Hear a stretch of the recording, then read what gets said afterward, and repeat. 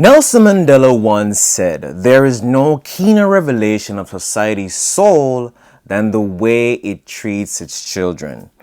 Now, let me ask you this. How is America treating its kids today? What does it say about us as a society? Now, this ideology of gender-affirming care for minors is one of the most destructive things in a society. It literally makes no sense to me. Now, we see laws being passed to ban these and laws being passed to give minors more rights to do these irreversible and life-altering surgeries. Now, first of all, I have never heard of a doctor say at a sonogram testing or ever heard at a gender reveal party that this child is going to be a trans or non-binary. So if the child later develops this identity later on in life, right? This is a social construct and not something they're born with. Now, I know this is a sensitive issue for some, but I must say during this research, I have learned that children with gender dysphoria are a very vulnerable group and they need our support and they need as much psychotherapy as possible. Now, I know by the end of this little episode, few will give me that quiet support. They'll be like, yeah, it's true. They won't even send me a comment or whatever it is.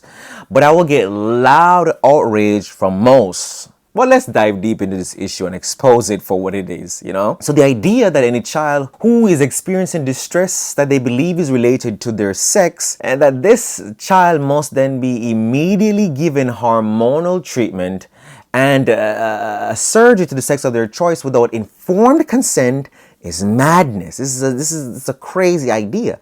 It's straight from hell. And I got some questions. Question 1. Are these kids being told the psychological and biological disadvantages of taking these hormones?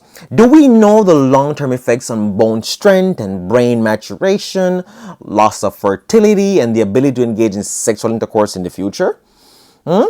So then, if we don't know these things, then it's not informed consent.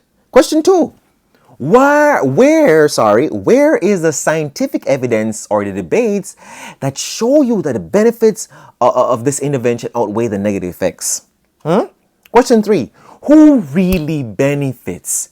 You know, in 2021, the gender transition industry, it was worth $1.9 billion. It is expected to be worth $6 billion in 2030.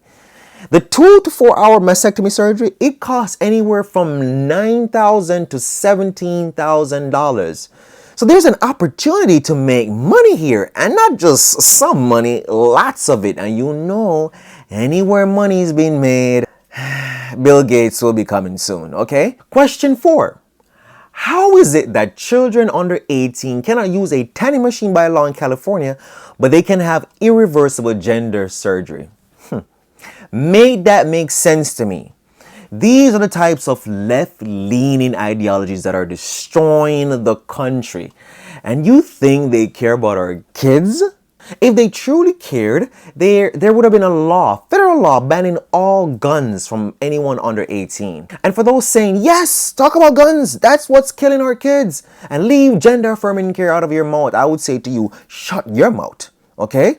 Look, I don't care about whether people are LGBTQ or not, whatever they do in their bedrooms. I don't care about their sex life. But I believe transgender surgery for minors is where we should draw the line. Where have our American values gone? Do we still say no as a people? Do we even use the word no? Do we still have boundaries? Now let's look at some trans data, pun intended. The data shows that 80% of transgender kids desist or they grow out of it over time.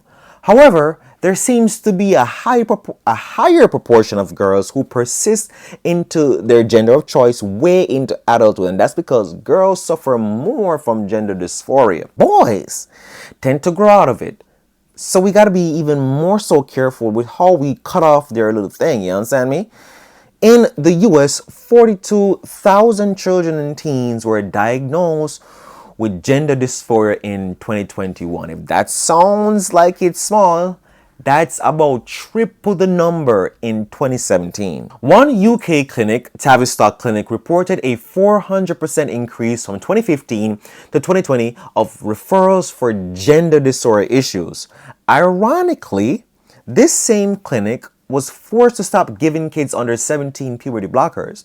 The court examined many experts and victim testimonies, and check this out, the court did not even want to release these expert testimonies to the public, but they were forced to do so by the Daily Mail. Now, one of the main experts in child and adolescent psychiatry, which is Professor Christopher Gilbert, he said this: "In my years as a physician, I cannot remember an issue of greater significance for the practice of medicine. We have left established evidence-based clinical practice and are using powerful life-altering medication for a vulnerable group of adolescents and children based upon a belief." So when at 13, girls are getting double mastectomies, and at 16, they're getting hysterectomies, and boys are getting castrated at 14, how is this good?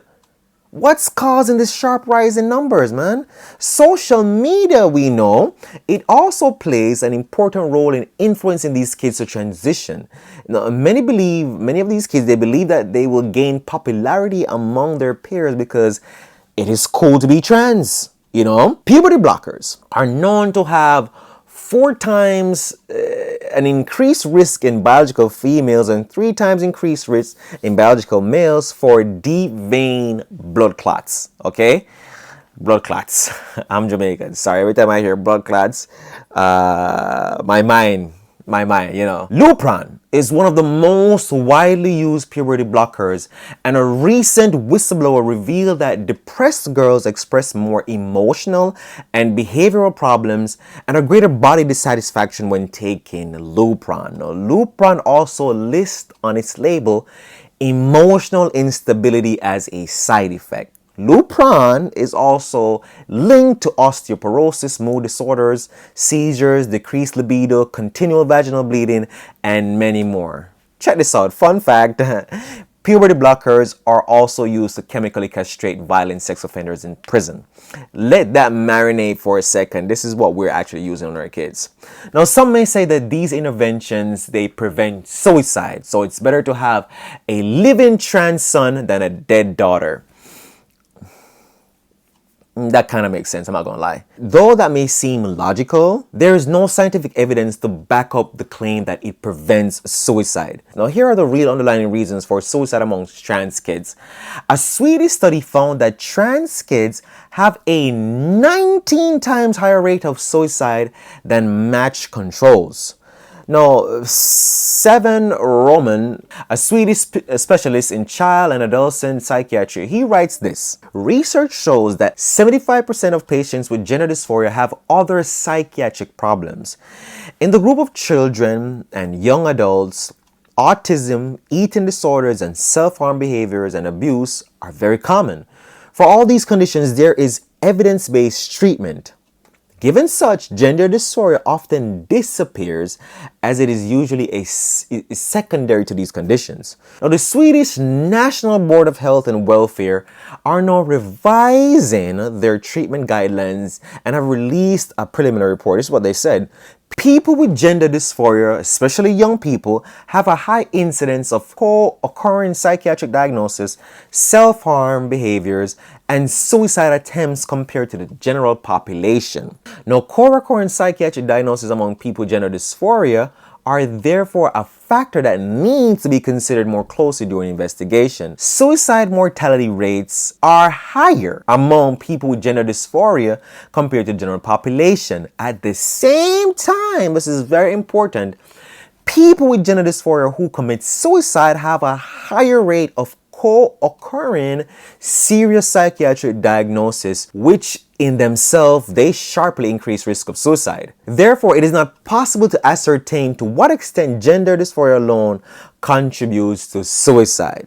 Now, Lisa Littman's research study of parental reports of adolescents who have developed a trans identity after the start of puberty, she reported that 63% of young people in the study had one or more diagnoses of psychiatric disorder or neurodevelopmental disability before announcing that they were transgender. It also found that almost half had self-harm and 50% had suffered traumatic events in their lives, such as parents divorcing, being bullied, or suffering sexual abuse. 82% of these adolescents were females. Again, females being at greater risk than anybody else. So you see, we have to address the underlying issue first, which is usually some psychological problem. And then these psychological problems, when compounded, will drive kids to commit suicide. Not because kids can't get gender affirming care. Now let's listen to Chloe Cole, a transgender kid who is now detransitioning. My name is Chloe Cole, and I'm an 18-year-old detransitioner from the Central Valley of California. I started socially transitioning and identifying as transgender when I was 12 years old, and I was fast-tracked onto medicalization at 13, starting with puberty blockers and testosterone, before I went on to get a mastectomy at 15, and I stopped transitioning at 16 when I realized that I had regretted my transition and that it was starting to cause me emotional and also physical harm.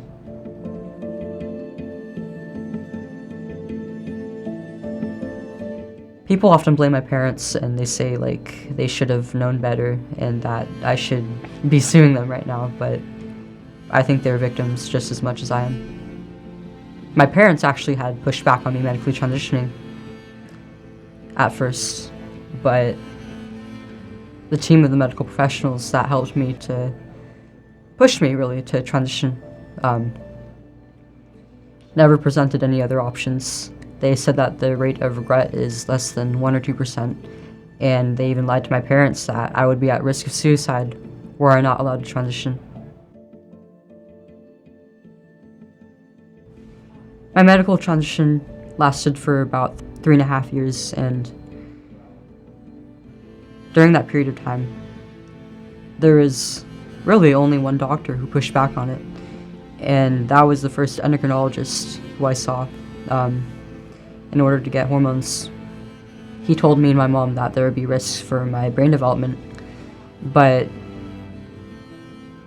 immediately after I was just referred to another endocrinologist, and after only about 6 months of being diagnosed with dysphoria, I was placed on puberty blockers and then testosterone a month or so after that. I hope you learned something from Chloe Cole right there. Okay, now I'm going to shift focus to California to let you know what's going on over here in the great state of California. In California, there is this grown-ass man, Senator Scott Wiener. What a name to have in this time and to be doing this type of work, you know. He co-authored bills AB 957, SB 866, and SB 145. AB 957 basically says a parent could lose custody if they don't affirm or agree to the child's claim of gender of their choice.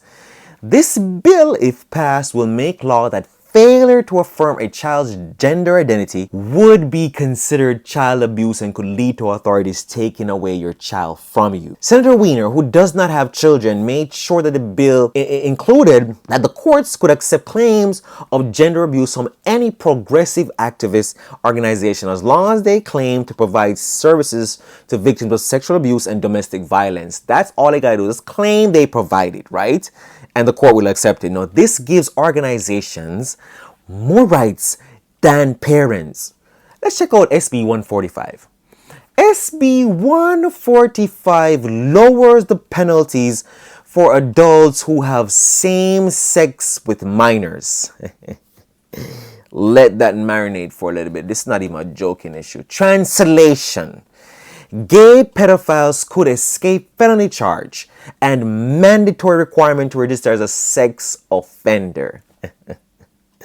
This thing's getting out of hand, man. It's getting out of hand. As reported in the California Globe, the bill states that non-forcible sodomy, oral copulation, and sexual penetration with a minor do not require mandatory sex offender registration unless there is a 10-year gap between the minor and the other person. However, which other person? That's not even a person that does this to a child. However, a court may still require registration whenever it feels it appropriate. These offenses, when committed without force, where the minor is a willing participant,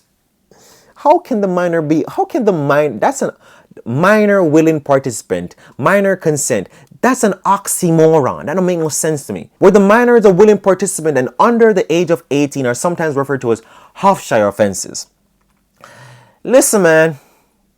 Sex with minors is pedophilia. Period. And the age of consent is 18. Period.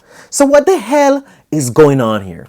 This man is doing way more harm than Trump. And all we talk about is Trump, Trump, Trump, Trump, Trump, Trump. This devil is a Democrat. This bill was voted 41 to 25 and having 13 abstentions with no Republicans supporting this bill. So let me ask you this. Who do you think supported the bill? Who do you think supported this bill? Okay. SB 866 was passed July 2022. This bill allows kids 12 and up to get COVID shot without their parents' consent. Hold up. Hold up. Hold up. Hold up. Do you see a pattern here? This man is writing bills that take away parental rights and basically gives kids the right to parent themselves.